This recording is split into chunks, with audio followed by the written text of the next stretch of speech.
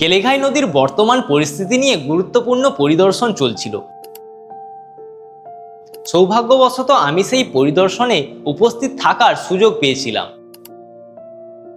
আমাদের রাজ্যের সেচমন্ত্রী এবং ভগবানপুর, পটাশপুর, চণ্ডীপুরের বিধায়ক মহাশয়েরা এবং জনপ্রতিনিধিরা কেলেঘাই নদীর বিভিন্ন অংশ পরিদর্শন করেন। নদীর পাড়ের অবস্থা, ক্ষয়, জল নিকাশি এবং স্থানীয় মানুষের সমস্যার কথা গুরুত্ব সহকারে খতিয়ে দেখা হয়।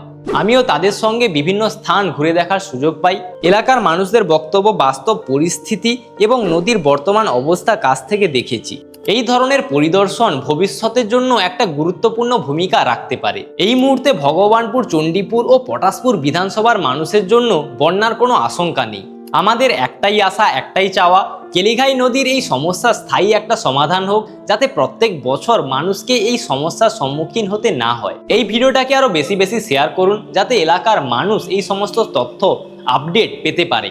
ধন্যবাদ।